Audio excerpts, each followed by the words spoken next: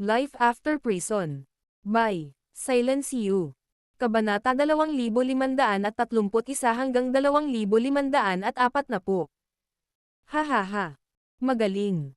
Isang malakas na tawanan ang umalangaw-ngaw sa plaza, at pagkatapos, isang 10 talampakang taas na daanan ng kawalan ang agad na lumitaw sa harap ng lahat. Sa sumunod na sandali, dahan-daang lumabas si Amethyst mula sa daanan. Tiningnan niya si Severin nang may kagalakan sa kanyang mukha, ang kanyang mga matang itim na nagniningning ng maliwanag. Habang naglilinang sa Cave Paradise, nasaksihan na ni Amethyst ang buong proseso ng tagumpay ni Severin. Ang eksena ng paglunok ng makalangit na kulog at pagpunit ng mga ulap ng kapigatian ay tunay na nag-iwan sa kanya ng matinding gulat.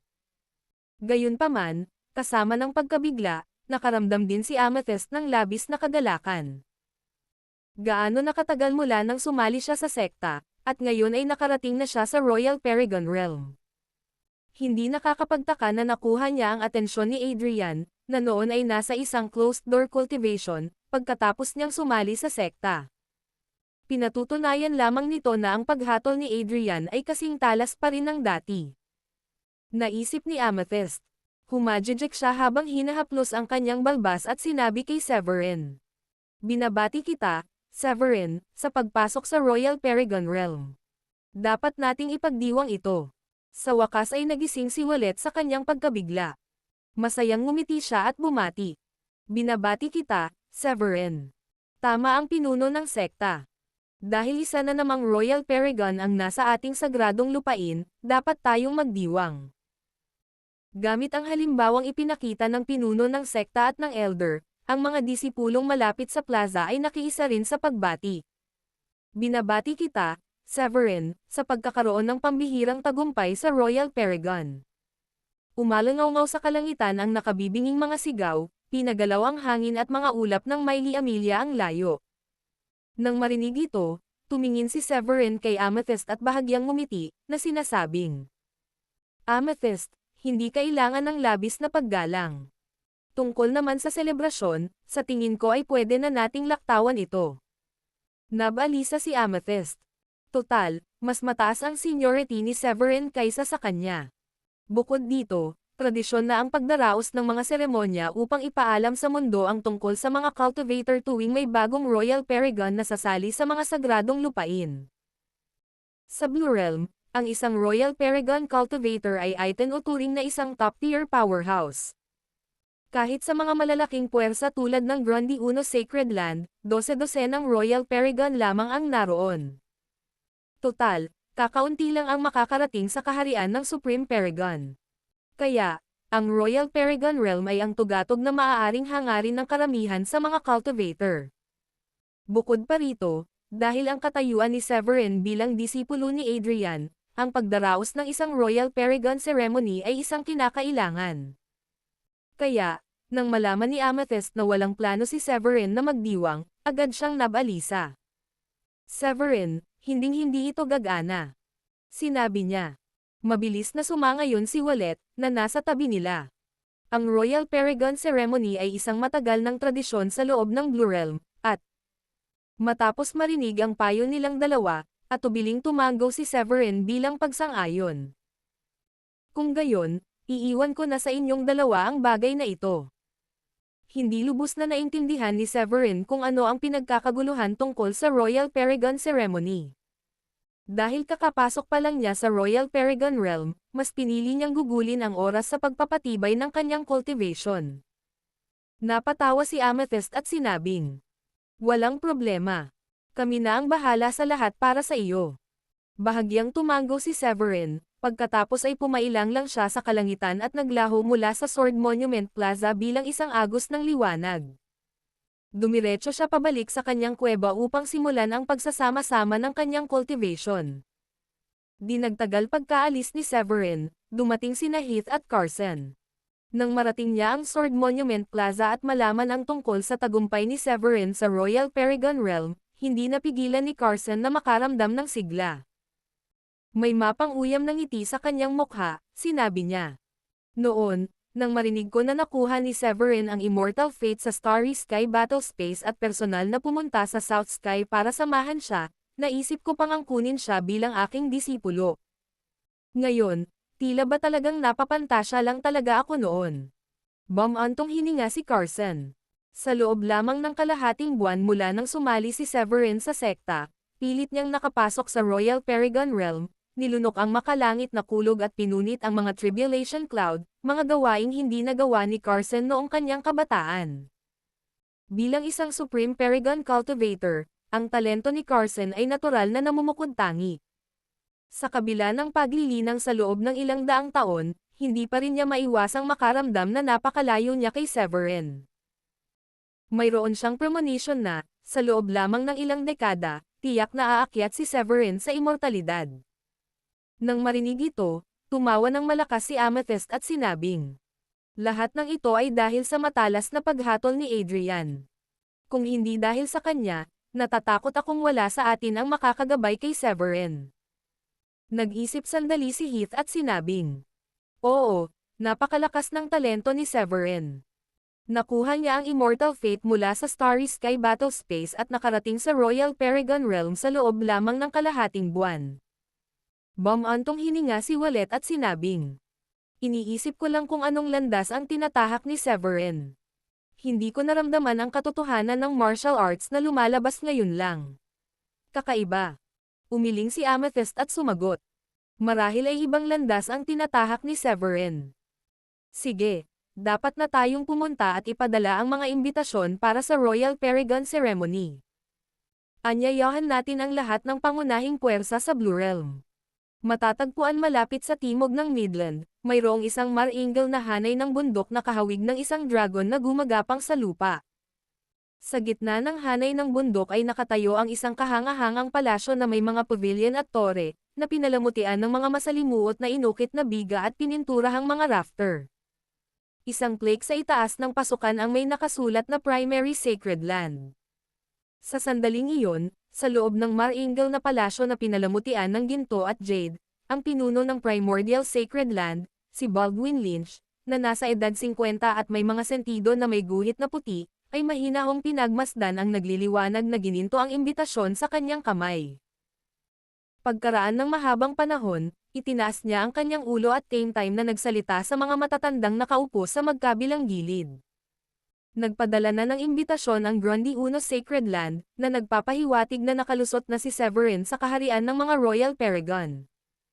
Malapit na silang magdaos ng isang Royal Paragon Ceremony. Sabihin mo sa akin, paano tayo dapat tumugon dito? Karaniwan, kailangan nilang dumalo sa Royal Paragon Ceremony upang ipakita ang kanilang suporta. Gayunpaman, sa pagkakataong ito, ang nag-host ng seremonya ay si Severin. Kamakailan lamang mula nang makuha ni Severin ang Immortal Fate sa Starry Sky Battle Space, kaya nakakagulat na nakalusot na siya sa Royal Paragon Realm.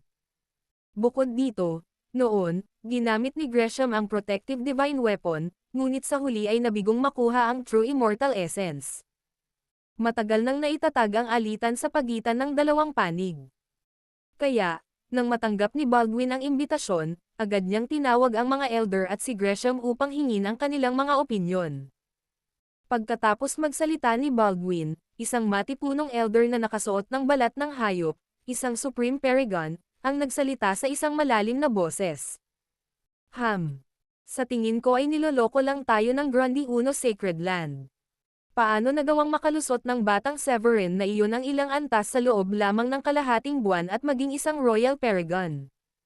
Sa sandaling magsalita ang taong ito, isang payat at mukhang tuso na Supreme Paragon ang nagpaalala sa kanya. Mag-ingat kayo sa inyong mga salita. Ayon sa mga ulat mula sa ating mga especially iyan na nakatago sa Grundy Uno Sacred Land, si Severin nga ay kinuha bilang isang disipulo ni Adrian. At hindi pa katagalan, nakatanggap siya ng mga kaalaman sa harap ng Sword Monument ng ikalawang bundok. Totoo ngang nakalusot na siya sa Royal Paragon Realm.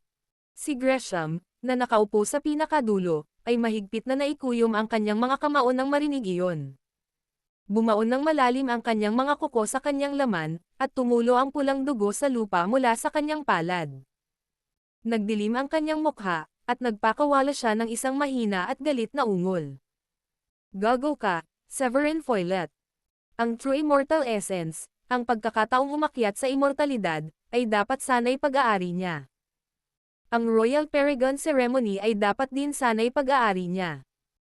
Sa mga labanan sa loob ng Starry Sky Battle Space, natalo niya ang maraming kababalaghan at sa huli ay ginamit ang kanyang pananggalang na banal na sandata, na naging dahilan upang matakot sina Alfie at Raven sa kanya, at matagumpay na naabot ang True Immortal Essence. Gayunpaman, ito ay inagaw ni Severin sa huling minuto.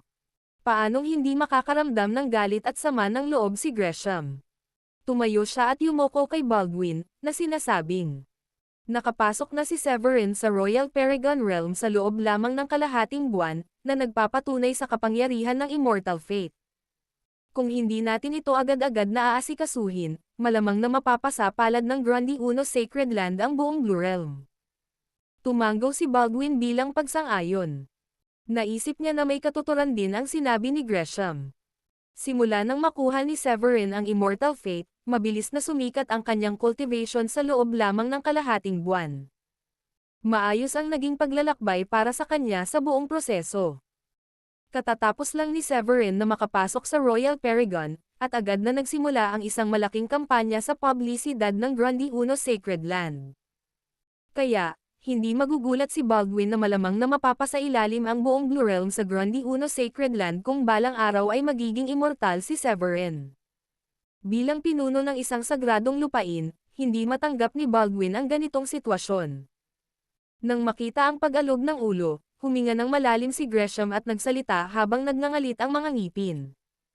Bukod pa rito, ang Immortal Fate ay dapat na nararapat na mapabilang sa Primordial Sacred Land. Maswerte lang si Severin, at malamang dahil sa True Immortal Essence kaya siya nakarating sa Royal Paragon Realm. Biglang nakaramdam ng sigla si Baldwin nang marinig iyon. Sa kanyang medyo malabo at naninilaw na mga mata, biglang sumilay ang isang matalas na kislap ng determinasyon. Ang True Immortal Essence. Ang ganitong kayamanan ay nahulog sa mga kamay ng isang simpleng langgam. Naisip ni Baldwin. Kahit makuha pa ito ng mga saintman ng ibang sagradong lupain, magsisisi lang si Baldwin. Gayunpaman, matapos malaman ang tungkol sa pagkuha ni Severin ng True Immortal Essence, hindi niya maiwasang mainggit. Anong klaseng swerte ba ang kailangan ng isang tao para makuha ang True Immortal Essence? Sa sandaling iyon, nakaupo sa kanang bahagi ni Baldwin, isang Supreme Paragon Cultivator na may mapanlinlang na mga mata at palihim na anyo ang nagsalita sa isang malalim na boses. Naniniwala akong may punto si Gresham. Ang True Immortal Essence ay dapat na orihinal na pagmamay-ari ng Primordial Sacred Land. Sa aking pananaw, ang tanging dahilan kung bakit nakakarating si Severin sa Royal Paragon Realm ay dahil sa True Immortal Essence. Sumagot din ang matipunong lalaking nasa katanghaliang gulang sa tabi niya. Sa tingin ko dapat na lang nating patayin si Severin at kunin ang asensya mula sa kanyang katawan. Marahil kung gayon, maaaring muling likhain ng Primordial Sacred Land ang kaluwalhatian ng 10,000 taon na ang nakalilipas. Ang matipunong lalaki ay nanunuya ng masama, ang kanyang matako na mga mata ay kumikinang sa katakawan. Pinag-uusapan nila ang True Immortal Essence. Kahit na nasipsip na ito ni Severin, naniniwala siyang hindi mabilang na mga Supreme Paragon ang lalaban ng todo para dito dahil maaari itong makuha muli mula sa katawan ni Severin. Si Philbert Morton, ang pangalawang elder ng Primordial Sacred Land, ay natigil sa Level 9 Supreme Paragon sa loob ng libu-libong taon, patuloy na naghahangad na sumulong pa at mahawakan ang mahirap hulihing Immortal Realm. Gayunpaman, dahil sa likas na limitasyon sa talento, ang potensyal ni Philbert ay matagal nang nalimitahan sa Level 9 Supreme Paragon. Kahit ang kaunting pag-unlad ay napakahirap para sa kanya. Sa una, walang itinanggi si Philbert na tulungan si Gresham na makuha ang True Immortal Essence, hinikayat pa niya si Baldwin na gumamit ng isang Protective Divine Weapon upang matiyak ang tagumpay ni Gresham. Sa huli, nagamit ni Gresham ang Protective Divine Weapon, ngunit sa kasamaang palad, ang Immortal Fate ay napunta pa rin sa mga kamay ni Severin. Malamang matagal na sana itong inagaw ni Philbert kung hindi lang dahil sa takot niya kina Adrian at Amethyst, na parehong malalakas sa kani-kanilang karapatan. Nang makitang nag-aalala sina Gresham at ang dalawang nakatatanda sa bilis ng paglaki ni Severin, sandaling nag-isip si Baldwin. Pagkatapos ay sinabi niya. Si Severin nga ay isang malaking banta, ngunit siya ay nasa ilalim ng pagbabantay ni Adrian sa lahat ng oras na ito. Maaaring hindi ito ganoon kadali para sa atin na gumawa ng hakbang. Hindi kinatatakutan ni Baldwin si Adrian gaya ni Filbert. Ang Primordial Sacred Land ay mayroon ding paraiso sa kuweba, kung saan ang Grand Elder ay nag-iisa sa loob ng libu-libong taon. Sino ba ang hindi gugustuhing magkaroon ng pagkakataong umakyat sa immortalidad? Si Baldwin ay isang level 9 Supreme Paragon sa loob ng 400 taon.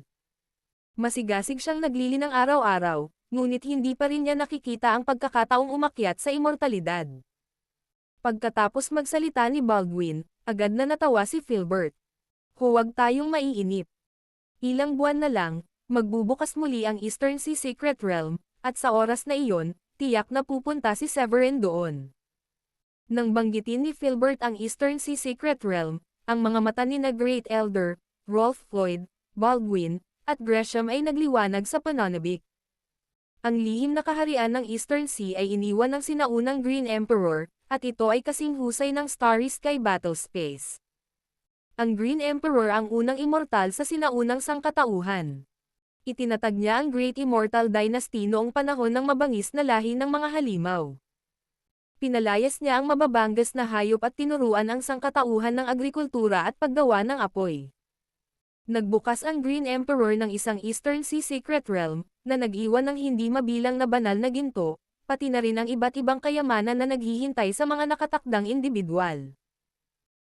May bulong-bulungan na ilang daang taon na ang nakalilipas, ang tusong mandirigma na nakamit ang kaliwanagan ay agad na pumasok sa lihim na kaharian ng Eastern Sea at nakakuha ng isang immortal na sandata pagkatapos lumabas mula sa Starry Sky Battle Space. Isang bahid ng paggunita ang lumitaw sa mga mata ni Baldwin habang inaalala niya ang nakaraan. Kahit na daan-daang taon na ang lumipas, malabo pa rin niyang naaalala ang napakalaking kapangyarihan ng immortal na sandatang iyon. Ito ay isang mahiwagang itim na tore.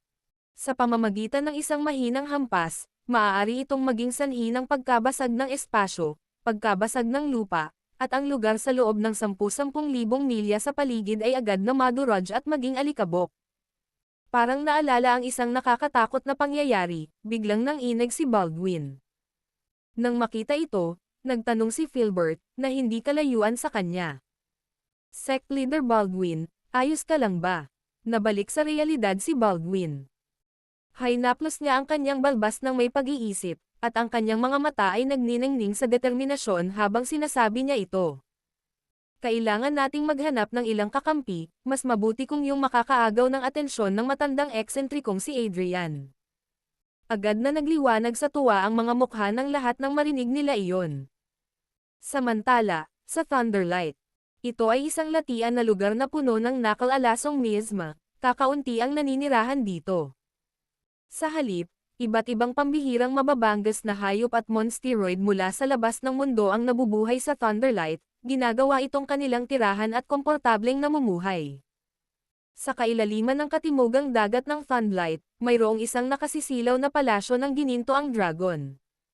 Sa labas ng mga tarangkahan ng palasyo, may mga sundalong hipon at mga heneral ng alimango na nagpapatrolya. Sa loob ng mga tarangkahan, ang mga babaeng figurine na nagbago mula sa mga espirito ng tulya ay mayanhing sumasayaw. Sa gitna ng malaking bulwagan, mayroong isang binata na nakasuot ng mararangyang damit. Dahan-dahan siyang humihigop mula sa isang puting tasa ng alak na jade sa isang kamay habang pinagmamasdan ang mga sumasayaw na espirito ng tulya. Kasabay nito, kinuha niya ang isang gininto ang imbitasyon na lumulutang sa harap niya. Dahan-daang binuksan ni Drake ang imbitasyon, ngunit habang binabasa niya ang nilalaman nito, agad na dumilim ang kanyang mukha, naging napakasama.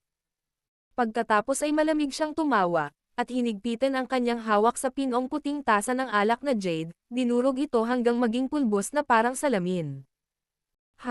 Isang Royal Paragon Ceremony. Ang mukha ni Drake ay naging nakakatakot at madilim. May bahagyang kislap ng galit sa kanyang mga mata. Isang nagyayelong aura na parang mamamatay tao ang agad na bumalot sa bulwagan, dahilan para manginig sa takot ang mga espiritu ng tulya na sumasayaw sa paligid, na nagpapakita ng kanilang tunay na anyo. Ang pagbanggit kay Severin ay palaging nagpapagalit kay Drake. Hindi lamang pinatay ni Severin ang kanyang kamag-anak, si Damian, kundi inagaw din niya ang True Immortal Essence sa Starry Sky Battlespace. Ito ay isang matinding dagok sa pagmamataas ni Drake. Mula nang bumalik mula sa Starry Sky Battlespace halos kalahating buwan na ang nakalilipas, si Drake ay nagpapakasasa sa piling ng magagandang babae. Halos nakalimutan na niya ang tungkol sa pag-iral ni Severin. Hanggang sa dumating ang imbitasyon mula sa Grundy Uno Sacred Land, na lubos na nagpasigla kay Drake. Gago ka, Severin, dahil sa'yo ang lahat ng ito. Malamig na single ni Drake. Pinagmalaki mo lang na nakarating ka sa Royal Paragon Realm sa loob ng kalahating buwan. Aba, hindi mo sana magagawa yan kung hindi dahil sa True Immortal Essence. Sa huling pakikibaka para sa True Immortal Essence sa Starry Sky Battlespace, nagtamo si Drake ng malubhang pinsala. Pagkabalik sa kanyang palasyo, nagawa niyang patatagin ang kanyang kondisyon, at malapit nang magsanay sa Level 8 Paragon. Kaya naman, mauunawaan na sasabog siya sa galit, na magdudulot ng isang mabangis na aura na lumabas mula sa kanyang katawan, sa balitang nakalusot na si Severin sa Royal Paragon Realm. Hindi kalayuan, alam ng Turtle Prime Minister na na-trigger na naman si Drake kay Severin dahil sa galit na itsura nito.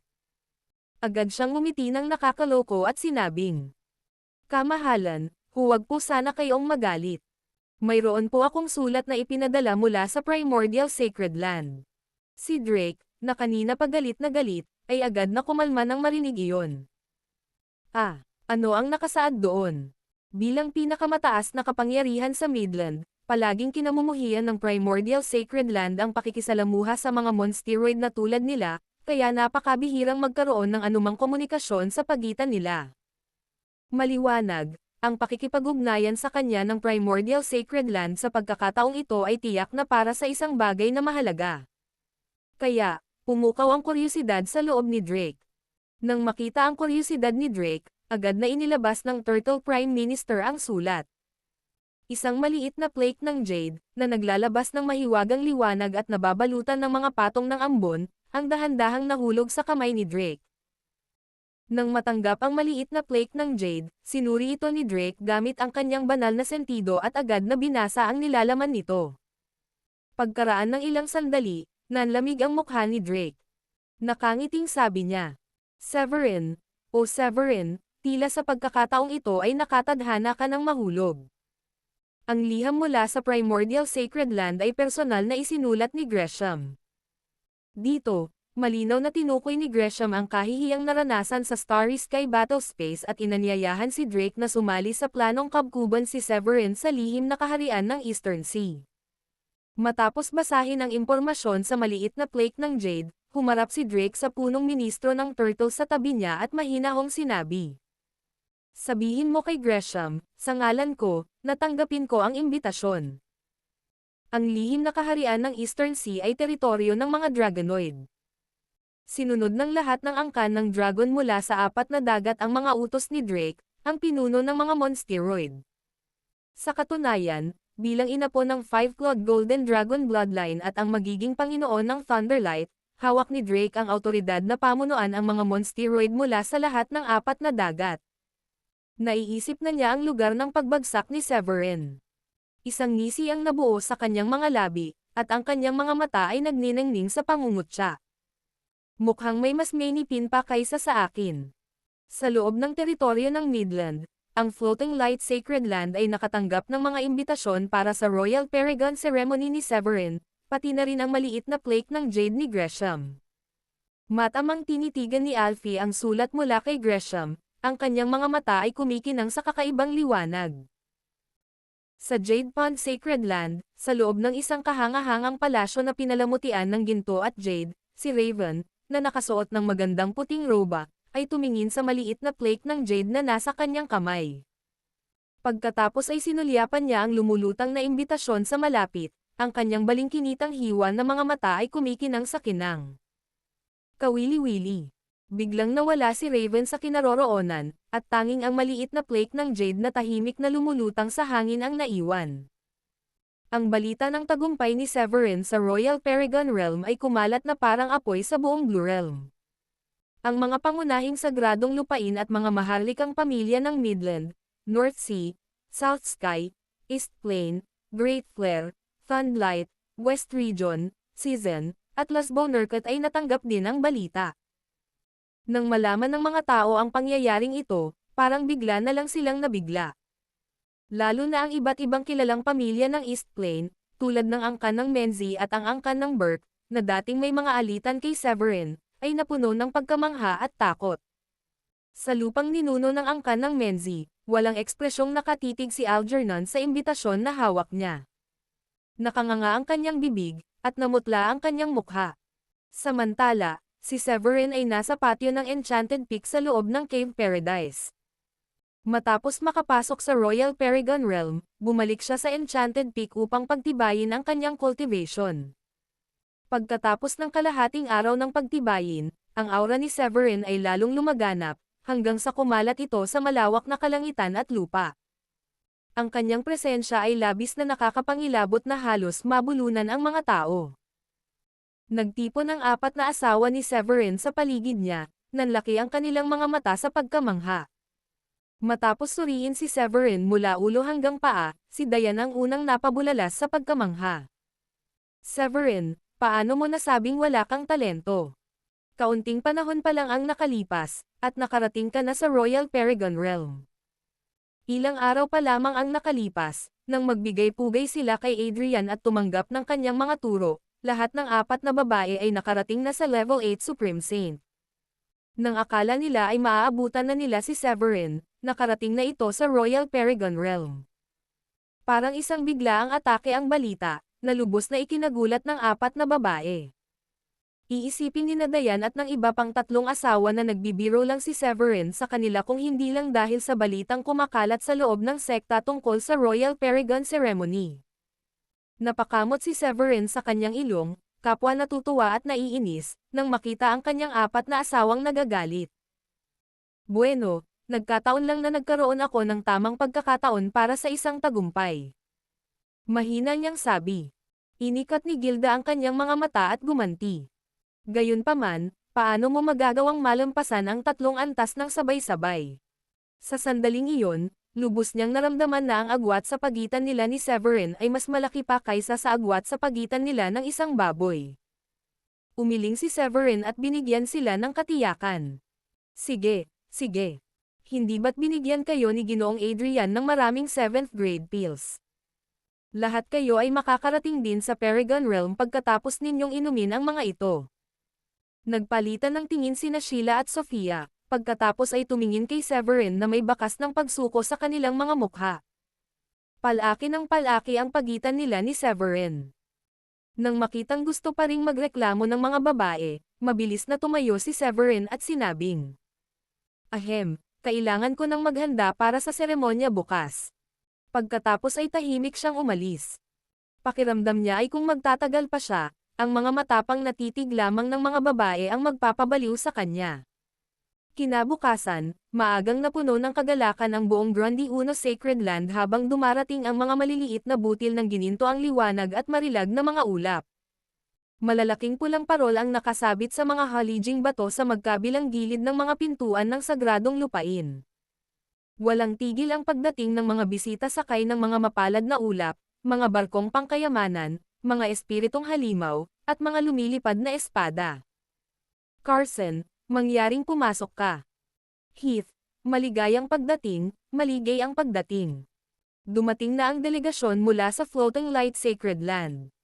Ang Great Elder, si Aiken Binder, ay nag-aalok ng isang bote ng mga 9th grade alchemical pills. Dumating na ang mga tanyag na panauhin mula sa estado ng Great Flare. Si Oriel Welch, ang 7th Wise King, ay naghandog ng 10 libra ng mahahalagang gintong buhangin. Sa kalagitnaan ng himpapawid, nakatayo sa tabi ni Amethyst, pinagmasdan ni Severin ang walang katapusang daloy ng mga bisitang dumarating. Nakaramdam siya ng kakaibang sensasyon sa kanyang puso. Matapos mag-cultivate ng mahigit isang dekada at makapasok sa Blue Realm 3 taon na ang nakalilipas, sa wakas ay naging hinahangaan na siyang Royal Paragon Powerhouse. Ang makita ang hindi mabilang na mapagpakumbabang mga ngiti sa gate ay lalong nagpalakas sa determinasyon ni Severin na maging immortal. Dito, ang kapangyarihan ay iginagalang, at kahit ang isang tila ordinaryong seremonya ay umaakit ng hindi mabilang na mga manloloko, napawang sabik na lumapit at humingi ng pabor. Naisip ni Severin. Nang makita ito, agad na nakipag-ugnayan si Amethyst sa pamamagitan ng banal na pandama. Anong problema? Bakit ka, ang iginagalang na personal na disipulo ni Adrian, ay mukhang naguguluhan? Ngumiti ng mapait si Severin at sumagot. Masyado kang nag-iisip. Pakiramdam ko lang, sa mundo ng cultivation, ang kapangyarihan ay palaging itinuturing na sukdulang katotohanan. Kung mataas ang cultivation ng isang tao, palaging may mga taong magsisikap na makakuha ng pabor. Ito ang katotohanan sa mundo ng paglilinang. Itinuturing ng malalakas ang mahihina bilang mga walang kwentang langgam. Sa katunayan, ang shockwave ng isang malaking labanan lamang ay sapat na upang magdulot ng kalamidad sa mga mababang antas na cultivator na dumadaan. Mahinahong sabi ni Amethyst. Kahit siya, kung makakatagpo ng isang tunay na immortal, ay kikilos na parang mga bisitang pumapasok noon, humihingi ng pabor at humihingi ng kanilang pagsang-ayon. Likas lang iyon sa tao. Sa pananaw ni Amethyst, hindi ito kakaiba. Mas lalong lumakas ang determinasyon ni Severin na maging immortal matapos marinig iyon.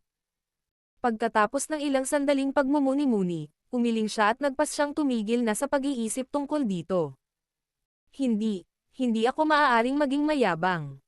Hindi ko dapat isipin ang pagiging immortal kung kakarating ko lang sa Royal Paragon Realm. Naisip ni Severin.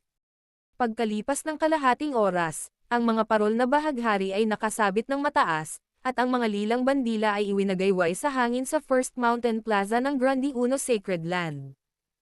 Ang plaza ay puno ng mga bisita, sabik na inaabangan ang tanawin ni Severin. Narinig kong napakagaling ni Severin. Hindi pa kasama rito, personal siyang kinuha bilang personal na disipulo ni Adrian. Napakagaling. Nabalitaan kong nakuha niya raw dati ang Immortal Fate sa Starry Sky Battle Space. Hindi nakakapagtaka na mula sa pagiging isang level 6 Paragon, naging isang Royal Paragon siya sa loob lamang ng kalahating buwan pagkatapos ng Starry Sky Battle Space. Nabalitaan kong kahit si Gresham Fleming mula sa Primordial Sacred Land ay hindi kayang supalan ang Immortal Fate gamit ang pananggalang na banal na sandata, at kahit papaano ay napunta ito sa mga kamay ni Severin. Walang kwenta si Severin kung wala ang true immortal essence na iyon. Maniniwala talaga ako sa'yo kung sasabihin mong isa siyang reincarnated immortal dahil mula sa pagiging isang level 6 Paragon ay nalampasan niya ang ilang level sa loob lamang ng kalahating buwan. Maraming bisita ang nagsimulang mag-usap ng mahina. Lalo na ang mga matatanda mula sa ibang mga sagradong lupain, hindi nag-atubiling magbigay ng mga pangungutya tungkol kay Severin. Siyempre, nasa teritoryo pa rin sila ng Grande Uno Sacred Land, kaya hindi sila nang ahas na gumawa ng malalakas na ingay at tanging mainggit at magnasa lamang ng palihim ang kanilang nagawa. Ang biglaang pagtitipon ng Royal Paragon Ceremony ng Grande Uno Sacred Land ay parang isang patak ng tubig na nahuhulog sa isang mainit na kawali, na naging dahilan upang magingay ang buong pangunahing puwersa ng Blue Realm. Lahat ay lubos na natigilan.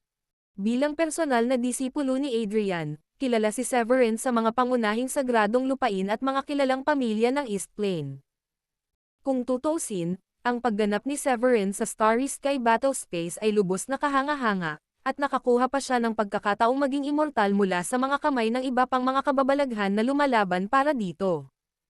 Ang kahangahangang record na ito lamang ay sapat na upang mapansin ng pinuno ng sekta at mga elder ng mga pangunahing sagradong lupain.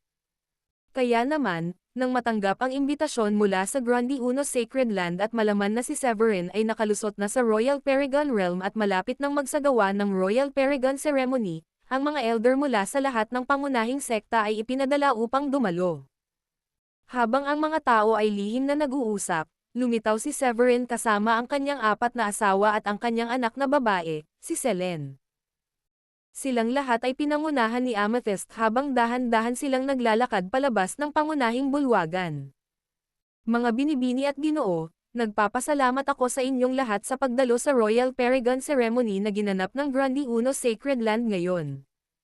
Sabi ni Amethyst, habang nakataas ang baso niya ng nakangiti. Mabilis na pumalit si Severin pagkatapos magsalita ni Amethyst. Isang karangalan para sa akin na makasama kayong lahat sa aking seremonya. Pagkatapos niyang magsalita, may mga sigawan mula sa karamihan. Severin, masyado kang mapagpakumbaba. Ang iyong tagumpay na malampasan ang ilang antas upang makamit ang katayuan bilang Royal Paragon ay niyanig ang buong Blue Realm. Ngumiti lang si Severin at hindi nagsalita. Isa pang cultivator sa karamihan ang nagsalita.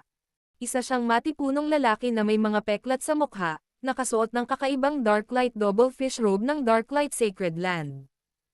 Tumayo siya, yumuko kay Severin, at sinabing, Severin, ang iyong mga asawa ay kasing ganda ng mga bulaklak. Ako, si Crispin Garza, ay kumukuha ng pagkakataong ito upang batiin ka at ang mga iginagalang na kababaihan. Naway maging walang hanggan ang inyong pag-ibig, at naway manahin ng inyong anak na babae ang inyong pambihirang mga talento, at maabot ang immortalidad sa murang edad. Tumanggaw si Severin ng nakangiti. Magsasalita na sana siya nang, bigla na lang, isang 12 talampakang taas na daanan ang lumitaw sa kalangitan sa itaas ng tarangkahan ng Grandi Uno Sacred Land. Isang alon ng sarkastikong tawa ang lumabas mula sa loob ng daanan. Kaagad pagkatapos, isang matangkad na lalaki ang lumitaw sa kalangitan na nakasakay sa isang ulap ng hamog. Ang kanyang ulo ay pinalamutian ng mga sungay na parang sa USA at gininto ang korona na may mga butil. Siya ay nakasuot ng isang lilang gininto ang damit at isang pares ng mapalad na botas sa ulap sa kanyang mga paa. Ito ang mahiwagang nilalang ng angkan ng mga dragon, si Drake Wormthorn.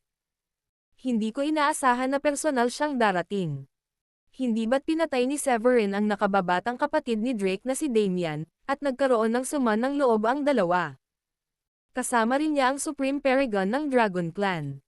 Base sa kilos ni Drake, mukhang wala siya rito para sa mga kadahilanang pangkaibigan. Nagulat at napasigaw sa gulat ang mga nakapalibot na cultivator. Sa ilalim ng proteksyon ng Supreme Paragon Elder, si Drake ay nagpakita ng arrogant habang tumatapak sa kawalan. Tumingin siya kay Severin ng may pagmamataas.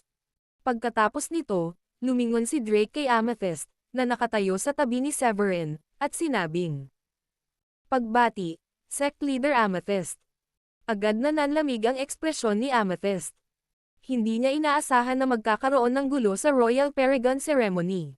Bagamat makapangyarihan ang angkan ng dragon, hindi rin mahina ang Grandi Uno Sacred Land. Kaagad, ang nakakatakot na aura ng Supreme Paragon ay lumabas mula kay Amethyst na parang daluyong, na bumababa patungo kay Drake. Ang puot ng isang Supreme Paragon ay sapat na upang magbago ang kulay ng langit at lupa. Agad na natakpan ng maitim na ulap ang kalangitan ng milya-milya, na may walang tigil na kulog na kumikislap, nakahawig ng puot ng kalangitan. Naramdaman ng lahat ng mga bisita sa paligid ang aura ng Supreme Paragon, at namutla ang kanilang mga mukha bilang tugon.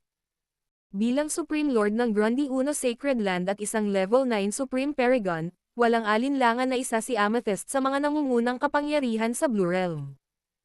Ang ganitong lakas ay maaari lamang tapatan ng mga elder mula sa iba't ibang sagradong lupain o immortal. Sa katunayan, si Amethyst ay may kakayahang makipaglaban sa loob ng 9 na araw at 9 na gabi sa mga nasa parehong antas niya.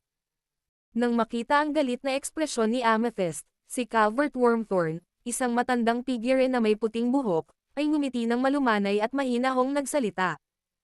Hindi mo kailangang magalit, Amethyst. Burwan lang yan ng mga bata. Ang kanyang boses ay kasing nakakagaan ng loob na parang simoy ng tagsibol, agad na pinapawi ang madilim na ulap at kulog sa kalangitan, na nagpanumbalik ng orihinal nitong kulay asol. Ang kanyang aura ng isang Level 9 Supreme Paragon, lalo na, ay parang isang bundok na bumabagsak, na nagpapahirap sa lahat ng nasa paligid na huminga. Nang makita ni Amethyst si Calvert, biglang nanigas ang kanyang mga mata, at may bahid ng pangamba ang sumilay sa kanyang mga mata. Gayunpaman, ang kanyang takot ay mabilis na nawala at nawala. Ha ha ha. Biro lang ba ng mga bata? Malamig na tumawa si Amethyst, at matalim na tumitig kay Calvert. Naging malamig ang tono ng kanyang boses habang nagtatanong. Ano? Gusto rin bang maging disipulo ni Adrian si Drake? Sa loob ng libu-libong taon simula nang idaos ang isang Royal Paragon Ceremony, halos walang nang ahas na lumapit at manggulo dahil ang paggawa nito ay parang pagdura sa mukha ng host. Bukod pa rito, sa pamamagitan ng paggawang minamaliit ang katayuan ni Severin at pangungutya sa mga sinabi ni Drake bilang mga biro lamang sa pagitan ng mga kapantay, tila iginigiit ni Calvert ang kanyang pangangibabaw kina Severin at Amethyst. Si Severin nga ay personal na disipulo ni Adrian, na siyang dahilan kung bakit mas mataas ang ranggo niya kaysa kay Amethyst. Kaya, anong karapatan ni Drake na maging ganito ka-arrogant sa harap ng gayong iginagalang na katayuan? Dahil sa realisasyong ito, ang aura ni Amethyst ay naging napakalaki. Umangat siya sa ere, at ang kanyang tingin ay naging malamig habang nakatuon ito kina Calvert at Drake. Isang vortex na puno ng kulog na enerhiya ang lumitaw sa ibabaw ng Grundy Uno Sacred Land. Sa loob ng umiikot na vortex, ang makakapal na kidlat na kasing kapal ng mga haligi ay kumikislap, at ang mar-angel na aura ay halos nagyayelo sa hangin at naging mga bloke ng yelo. Nang makita ito, mabilis na ipinagtanggol ni Calvert si Drake sa likuran niya. Kasabay nito, pinakawalan niya ang kanyang kakilakilabot na aura, na nagpasiklab ng kulog sa kalangitan. Sa isang iglap, ang sitwasyon sa plaza ay lalong naging tensyonado. Habang pinagmamasdan niya ang nakakatakot na eksena na nagaganap sa harap niya, ang mga nakapalibot na bisita ay lalong naging tensyonado, natatakot na ang dalawang Supreme Paragon ay maaaring makipaglaban at sila ay mahuli sa crossfire. Sa loob ng Grand Hall, itinaas ni Severin ang kanyang ulo, bahagyang nanliit ang kanyang mga mata habang nag-iisip siya. Tumingin siya kay Drake at dahan-daang ngumiti, sabay sabing. Nakikita kong naabot mo na ang kompletong antas ng Level 9 Paragon, isang hakbang na lang ang layo mula sa Royal Paragon. Hindi nakakapagtaka na ang lakas ng loob mong maging mayabang. Saka lang napansin ng mga tao na ang cultivation ni Drake ay umabot na sa kompletong antas ng Level 9 Paragon. Kasama ang kahanga-hangang pangangatawan ng angkan ng dragon, posible para sa kanya na talunin ang isang bagong pasok na Royal Paragon. Hindi nakakapagtaka na nang ahas si Drake na kutsain si Severin. Hindi lang siya may tagapag-alaga, kundi nakarating na rin siya sa kompletong antas ng Level 9 Paragon. Naaalala ko na isa pa lang siyang Level 7 Paragon noong nasa Starry Sky Battle Space siya noong nakaraan. Kalahating buwan pa lang ang nakalipas, at ngayon ay naabot na niya ang kompletong Level 9 Paragon. Nakakatakot ang bilis ng cultivation niya. Ang angkan ng dragon ay may kahanga-hangang pisikal na lakas. Ang mga dragon cultivator sa antas ng Paragon ay may mga katawang maihahambing sa mga espiritual na kayamanan na may mataas na kalidad at nagtataglay ng napakalaking kapangyarihan sa pakikipaglaban. Ang isang bagong nakamit na Royal Paragon ay maaaring hindi sapat para sa isang Dragonoid cultivator. Maingat na nagbulungan ang mga nagulat na nanood.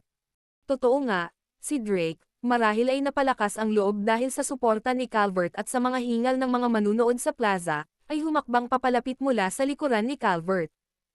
May ngisi sa mukha, aniya. Swerte ka lang. Ang Immortal Fate ay dating pagmamay-ari ni Gresham Fleming ng Primordial Sacred Land. Kahit na iniwan na ni Drake ang Starry Sky Battle Space, hindi niya malilimutan ang eksenang nagpagalit sa kanya ng husto na halos dumura siya ng dugo. Ang mga kababalaghan at saintmen mula sa iba't ibang sagradong lupain at mga prestihiyosong pamilya ay naglaban ng todo para matukoy ang mananalo. Ang ilan ay gumamit ng mga ipinagbabawal na pamamaraan at mga pananggalang na banal na sandata. Gayunpaman, sa huli, sa kabila ng pagsisikap ng lahat, ang True Immortal Essence ay tila may sariling kagustuhan, na wala sa kawalan at pinili si Severin. Paano hindi magagalit si Drake sa eksenang ito? Todo ang laban niya, halos magtamo ng malubhang pinsala, habang si Severin, na nasa labas ng cultivation, ay nakakuha ng Immortal Fate. Pagkatapos, kalahating buwan lamang ang lumipas, nalagpasan ni Severin ang ilang antas ng sabay-sabay upang maabot ang Royal Paragon Realm. Talagang ayaw maniwala ni Drake na ang nagawa ni Severin ay walang kinalaman sa immortal fate na iyon. Mahalagang tandaan na ang cultivation level ni Severin sa Starry Sky Battlespace ay nasa level 6 Paragon lamang noong panahong iyon. Ano ang maaari niyang makamit sa loob lamang ng kalahating buwan? Ang halos hindi makalusot sa isang antas ay maituturing ng kahanga-hanga. Ang usapin ng immortal fate ay palaging isang masakit na punto para kay Drake. Nananatili ito sa kanyang isipan, tinutokso siya. Kaya, pagbalik sa Thunderlight, kinain ni Drake ang Dragon Pill na ibinigay ng mga Elder ng kanyang angkan, minana ang kanilang Mar-Angel na kapangyarihan, na nagbigay daan sa kanya upang maayos na makalusot sa level 9 Paragon. Kalaunan, nang matanggap ang sulat mula sa Primordial Sacred Land, hindi nag-atubili si Drake at agad na tinanggap ang alok. Kaya naman, nang ahas si Drake na kutsain si Severin ng hayagan sa harap ng napakaraming bisita sa Royal Paragon Ceremony. Siyempre, walang alam si Severin sa lahat ng nangyayari sa likod ng mga eksena. Dahan-dahan siyang umangat sa ere, ang kanyang mga titig ay napakalamig sa sukdulan. Tiningnan niya si Drake na parang isa lamang itong istorbo na may mga matang puno ng awa at paghamak habang mahinahon niyang sinasabi. Hindi kita hahayaang makalusot sa pagsira sa dignidad ng isang Royal Paragon. Pagkatapos sabihin ni Severin ang mga salitang iyon, ang kanyang umaalo na Royal Paragon aura sa paligid niya ay naging mga invisible blades, at agad na sumabog patungo kay Drake. Nagliwanag ang mukha ni Drake sa tuwa habang masayang sumigaw. Tingnan lang natin kung ikaw, na umaasa sa swerte para makarating sa kinalalagyan mo ngayon, ay talagang karapat-dapat. Itinaas niya ang kanyang kamao at sinugod ito kay Severin. Ang bilis nito ay naging malabo sa isang iglap. Hindi kalayuan, sabi ni Calvert kay Amethyst. Amethyst, sa tingin ko dapat nating hayaan na lang na ayusin ito ng mga bata. Sa sumunod na sandali, itinaas ni Calvert ang kanyang kamay, at isang pormasayon ang agad na lumitaw sa kalangitan. Habang nabubuo ang pormasayon, nagbanggaan na sina Severin at Drake. Umalangaw-ngaw ang tunog ng pagtama sa hangin habang ang nakakatakot na aura ng kamao ay nagpakawala ng malalakas na shockwave, na binasag ang kawalan sa hindi mabilang na mga piraso na parang nabasag na porselana. Ang Nine Heavens Gale at ang Spatial Turbulence sa loob ng basag na kawalan ay nabura ng mga shockwave bago pa man nila maipakita ang kanilang lakas. Ang kamao ni Severin ay parang mga patak ng ulan, mabilis at panandalian. Nababalutan sila ng isang maliwanag na aura, na nagpapamukha sa kanila na parang maliliit na araw, habang naglalabas ng napakalaking kapangyarihan. Sa ilalim ng walang humpay na pagsalakay ni Severin, agad na nahihirapan si Drake na makasabay. Ang kanyang laman, na may hahambing sa isang superior quality na espiritual na kayamanan, ay tila kasing babasagin ng porselana sa harap ng mga pag-atake ni Severin. Anumang pagtama sa kanyang kamao ay nagresulta sa mga pinsala, at kahit isang simpleng pagtama ay nagdulot ng matinding pinsala. Pagkatapos lamang ng ilang dosenang palitan, ang mapagmataas at kakilakilabot na katawan ng dragon ni Drake ay natatakpan na ng maraming bitek. Ang mga sugat sa kanyang katawan ay parang isang basag na manikang pilit na pinagdugtong-dugtong. Nagsimulang mamuo ang mga butil ng pawis sa kanyang noo habang pinapanood si Severin na walang kahirap-hirap na nangunguna sa laban. Kalokohan. Bakit ba ang lakas ng lalaking ito? Hindi ko pa rin na kayang tiisin kahit nagamit ang katawan kong gininto ang dragon. Sa sandaling iyon, gumapang ang takot sa puso ni Drake, at sinimulan niyang isipin ang pag-atres. Napansin din ni Severin na nagsisimula ng manghina si Drake. Nang makita ito, ngumiti siya ng malamig at malupit. Sa sumunod na sandali, ang panloob na mundo sa loob ng kanyang katawan ay umalangaw-ngaw sa isang malakas na dagandong, at ang nakakatakot na kapangyarihan ng langit at lupa, na may dalang mga prinsipyo ng batas, ay nagtagpo sa kanyang palad. Ang mga anino ng kamao ni Severin, na bawat isa ay kasing laki ng isang gilingang bato, ay bumagsak kay Drake na parang isang bundok sa napakabilis na bilis. Pakiramdam ni Drake ay tinamaan siya ng isang hindi magagaypong bundok, at agad na napuno ng isang metal na lasa ang kanyang lalamunan habang ang isang malaking dugo ay sumabog mula sa kanyang bibig. Si Drake ay lumipad ng kaawa-awa pabalik, agad na winasak ang pormasayon na itinayo ni Calvert. Pagkatapos, bumagsak siya ng malakas sa kagubatan ilang dosenang milya ang layo mula sa Grandi Uno Sacred Land. Nagpupumilit na bumangon matapos malubha ang pinsala, natagpuan ni Drake ang kanyang sarili na hindi makapag-ipon ng lakas. Ang kanyang mga panloob na organo ay nabasag, at ang kanyang buong pagkatao ay tila nanghihina, habang ang kanyang aura ay lubhang hamina. Ngumisi si Severin nang makita iyon. Ha! Hindi ko na kinailangang gamitin ang dalawang kamao ko sa laban na ito. Ito ang magtuturo sa iyo na huwag akong kutsain kung ikaw ay isang level 9 Paragon pa lamang. Si Calvert, bilang tagapag-alaga ni Drake, ay sumiklab sa galit nang makita ang malubhang pinsala ni Drake. Ang kanyang Supreme Paragon aura ay umalangaw-ngaw na parang isang rumaragasang baha, pinupuno ang kalahati ng kalangitan. Dahil sa galit, gumawa siya ng hakbang upang salakayin si Severin. Tumigil ka, umalangaw-ngaw ang boses ni Amethyst. Nakangiti siya nang may pangungutya. Calvert, bakit ka nagmamadali? Mabilis na humakbang paarap si Amethyst at hinarang ang galit na si Calvert.